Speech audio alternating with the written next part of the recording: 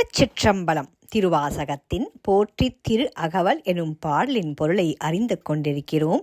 இன்று 160ஆம் வரி முதற்கொண்டு 170ஆம் வரி வரையிலான பொருளை அறிவோமா? வாருங்கள்.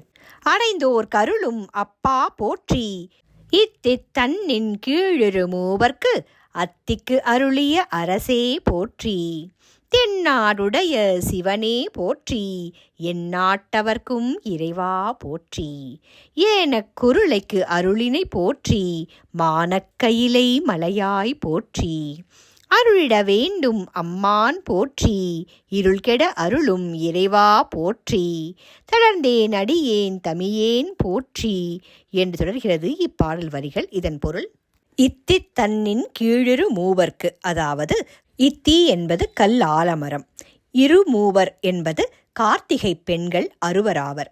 சிவபெருமானிடம் கார்த்திகை பெண்கள் அறுவரும் தங்களுக்கு அட்டமா சித்திகளை அருள வேண்டினர். சிவபெருமான் உமையவளை வழிபட்டு அதனை அடையக் கடவீர் என்று அருளினார். ஆனால் அவர்களோ உமை வழிபாட்டில் ஈடுபட மறந்ததால் சிவபெருமானின் சாபத்துக்கு ஆளாகி பாண்டி நாட்டில் பட்டமங்கை எனும் தலத்தில் ஆலமரத்தின் கீழ் கற்பாறைகளாக கடந்து பின்னர் சிவன் அருளால் சாப விமோச்சனம் பெற்ற கதை இங்கு சுட்டி காட்டப்பட்டுள்ளது. அத்திக்கு அருளிய, அதாவது அத்தி என்பது யானை, ஐராவத யானைக்கு அருள் செய்த அரசே வணக்கம் என்பது இதன் பொருள்.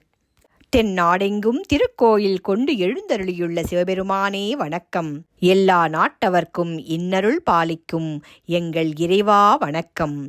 அடுத்து ஏன குருளை. ஏனம் என்பது பன்னி, குருளை என்பது குட்டி. இப்படி பன்றி குட்டிகளுக்கு அருள் செய்த பரமதயாபரனே போற்றி என்பது பொருள். இதன் பின்னும் பெரிய கதை ஒன்று உள்ளது. இது திருவிளையாடல் புராணத்தில் இக்கதை வருகிறது. அதனை சுட்டி காட்டுகிறார் மணிவாசகப் பெருமான். அடுத்து மானக்கயிலை, பெருமை மிகு கைலாயத்தில் குடிகொண்டுள்ள பெருமானே வணக்கம், எமக்கு அருள் புரிய வேண்டும் என் அன்பனே வணக்கம், எங்கள் பிறவி துயராகிய துன்ப இருள் அழிய அருளும் இறைவா வணக்கம், உலகியல் வாழ்வின் துயரத்தில் சிக்கித் தவித்து உடல் சோர்ந்து உயிர் இழைத்து தன்னந்தனியாக தவிக்கும் என்னை காத்தருள வேண்டும் இறைவா உன் திருவடிகளுக்கு வணக்கம் என்று முடிக்கிறார் மணிவாசகப் பெருமான் இப்பாடல் வரிகளை. நன்றி. மீண்டும் சந்திப்போம்.